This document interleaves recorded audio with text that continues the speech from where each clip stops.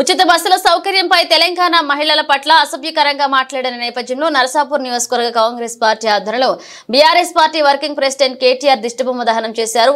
PCC ప్రధాన కార్యదర్శి నరసాపూర్ నియోజకవర్గ ఇన్ఛార్జ్ ఆవుల రాజరెడ్డి, జిల్లా అధ్యక్షుడు రెడ్డిపల్లి ఆంజనేయులు గౌడ్, జిల్లా నాయకురాలు సుహాసిని రెడ్డిలు మాట్లాడుతూ ఫ్రీ బస్సులపై కాంగ్రెస్ ప్రభుత్వం చేపడుతున్న అభివృద్ధి కార్యక్రమాలను మరియు 6 గ్యారెంటీల పథకాలను చూసి ఓర్వలేక బీఆర్ఎస్ పార్టీ మహిళలపై అనుచిత వ్యాఖ్యలు చేస్తున్నారని మండిపడ్డారు.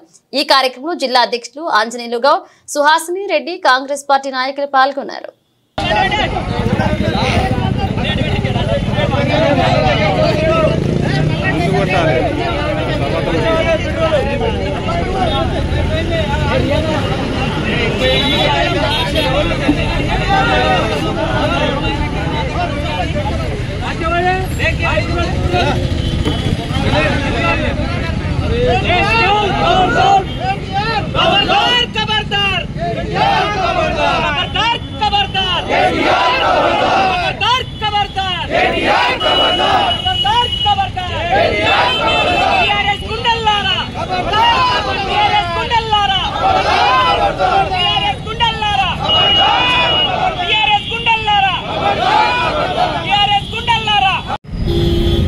మహిళలను కించపరిచే విధంగా, బడుగు బలహీన వర్గాలను కించపరిచే విధంగా ఈరోజు యావత్ దేశం మొత్తం గమనిస్తుంది.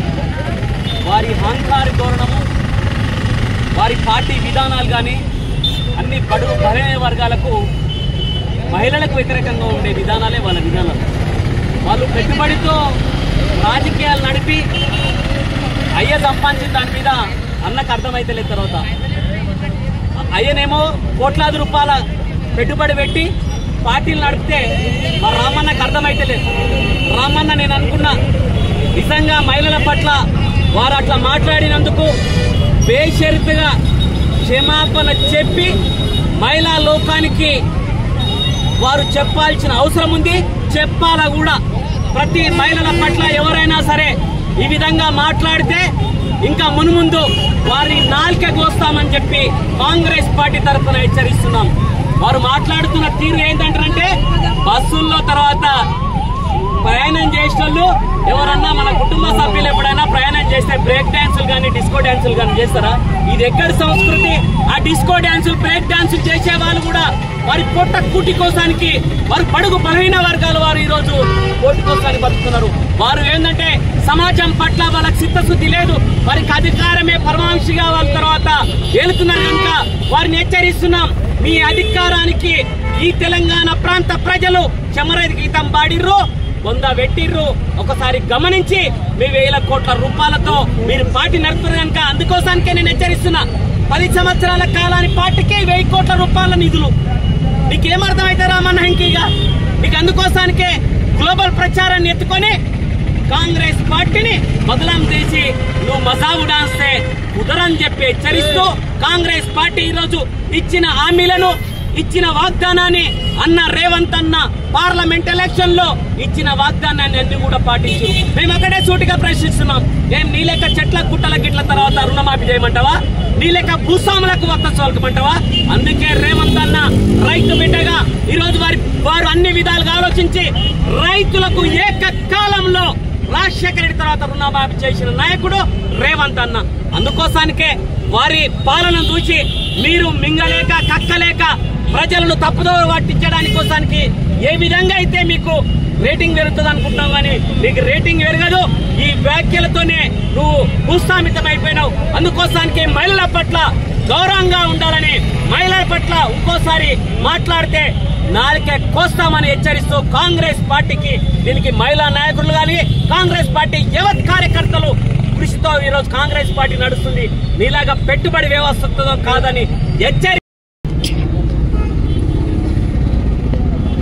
బీఆర్ఎస్ నాయకులు కేటీఆర్ గారు మహిళలను ఉద్దేశించి మరియు ప్రజాపాలన ప్రభుత్వం ఏవైతే సంక్షేమ పథకాలను అవలంబిస్తుందో మరి వాటి పట్ల కూడా అవహేళన మాట్లాడిన విధానం యావత్ తెలంగాణ సమాజం ఖండించాల్సిన అవసరం ఉంది.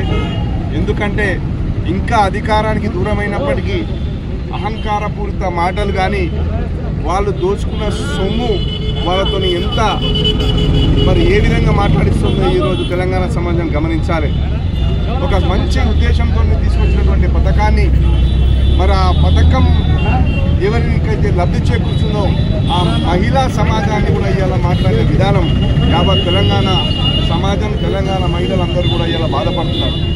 ఈరోజు ఇక్కడి నుంచి ప్రాతినిధ్యం వహిస్తున్నటువంటి ఒకప్పటి మహిళా కమిషన్ చైర్పర్సన్, మీరందరూ గతంలోకి వెళ్తే ఒక మహిళా కమిషన్, తొలి మహిళా కమిషన్ చైర్పర్సన్గా ఆ పదవి అనుభవించి ఎన్నడూ తెలంగాణ సమాజంలో మహిళల పట్ల జరిగిన అన్యాయాన్ని, వాళ్ళకు జరిగిన అక్రమాలను కానీ మరి ఏది కూడా బయటకు వచ్చి మాట్లాడిన సందర్భం లేదు. ఏ ఒక్క కేసు టేకప్ చేసిన సందర్భం లేదు. కేవలం ఆ మహిళా కమిషన్ చైర్పర్సన్ పదవిని కేవలం నర్సాపూర్లో ఉన్నటువంటి బీఆర్ఎస్ మీద, ఇక్కడి రాజకీయ వ్యవస్థ మీద అధికారం చెలాయించడానికి వాడుతుంది తప్ప ఎక్కడ కూడా తెలంగాణ సమాజం, తెలంగాణ మహిళల పట్ల ఒక్కనాడు గొంతు ఇప్పిన పాపాన పోలేదు. అధికారాలను ఎక్కడ కూడా మహిళల పట్ల, మహిళల సాధికారికత కొరకు, మహిళల సంక్షేమం కొరకు, మహిళలపై జరిగిన ఆ అన్యాయాలపైన ఎన్నడూ కూడా అధికారాన్ని వినియోగించుకోలేదు. ఆ రోజు తెలంగాణ అసెంబ్లీ సాక్షిగా మరి రేవంత్ అన్న మాట్లాడినాడు, అది చరిత్ర గురించి మాట్లాడిన తప్పితే ఆయన ఎక్కడ కూడా మహిళల గురించి ఎక్కడ అసభ్యంగా మాట్లాడలే, వాళ్ళ గురించి అసభ్యంగా మాట్లాడలే. కేవలం వాళ్ళు పదవులను ఎట్లా అనుభవించిర్రు, ఎట్లా పార్టీలను పుట్టిముంచిర్రు, ఎట్లా అవసరాలకు మరి రాజకీయ పార్టీలను వాడుకొని ఎట్లా పైకొచ్చిర్రు, ఎట్లా పుట్టిముంచిర్రు అనే విషయాన్ని వాస్తవాలని చెప్పింది. కానీ ఒక మహిళ పట్ల ఎక్కడ కూడా అసభ్యంగా మాట్లాడలేదు.